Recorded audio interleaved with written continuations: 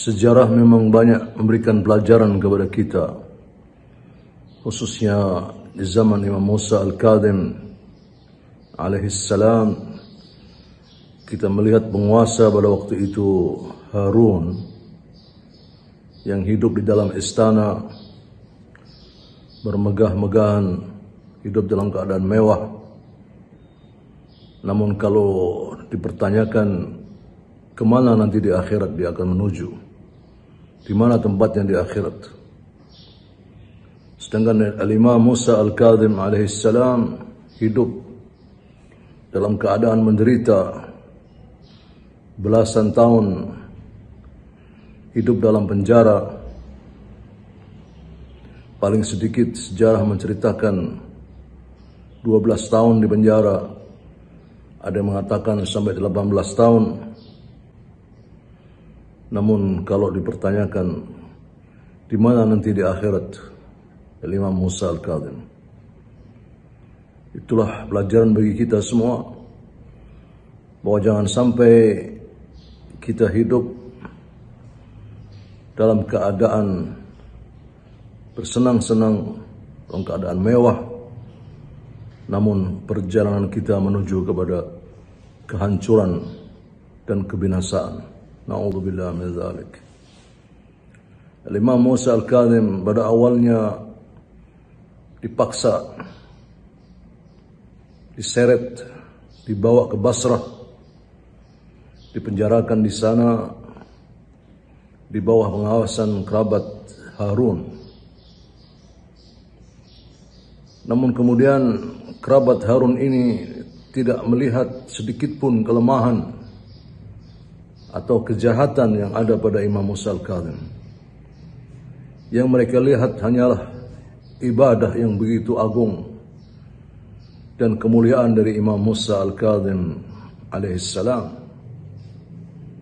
Lalu mereka pun menulis surat kepada Harun bahwa mereka keberatan. Mereka merasa berdosa memenjarakan Imam Musa Al-Kadhim. Lalu Harun pun segera memindahkan Imam Musa Al-Kadhim ke Baghdad. Dipenjarakan, berpindah-pindah dari rumah yang satu ke rumah yang lain pada orang-orang dekatnya.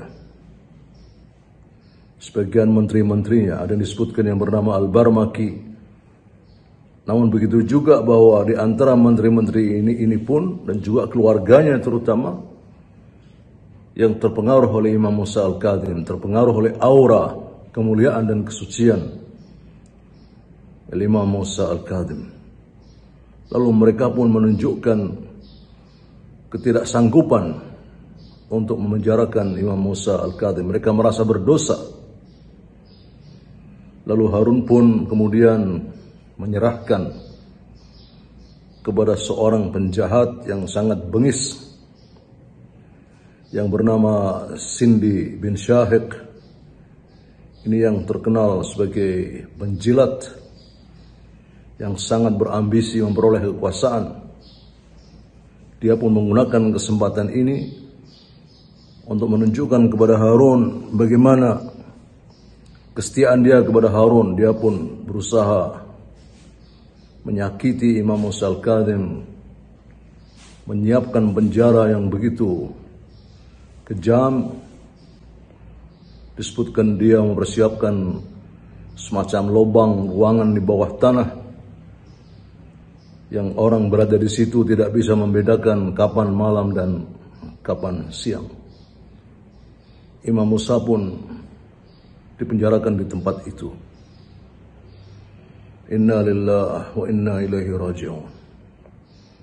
Sejarah juga menceritakan kepada kita bahwa Imam Musa Al-Kadhim lebih banyak merasakan penderitaan ketika melihat orang-orang yang dipenjara, yang disiksa oleh penguasa pada waktu itu, daripada merasa pedih terhadap yang dia alami sendiri.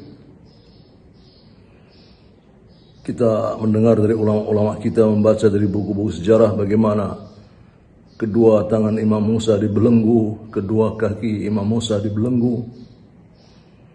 Kemudian tubuh sudah semakin kurus, mata sudah begitu sayu.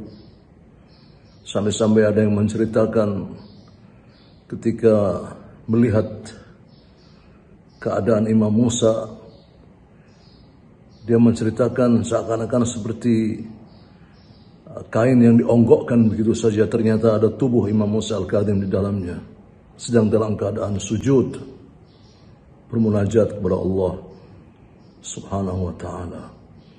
Penyiksaan yang begitu dahsyat dialami oleh imam kita, Imam Musa Al-Kadhim. Kemudian sejarah juga menceritakan bagaimana beliau berwasiat kepada salah satu pecintanya, hendaklah para pengikutku 3 hari lagi menunggu di jembatan Baghdad. Ternyata inilah yang terjadi. Bagaimana Sindi bin Syahik ini menyiapkan racun yang dimasukkan dalam kurma, dihidangkan kepada Imam Musa Al-Kadhim. Imam Musa Al-Kadhim pun kemudian memakan kurma tersebut.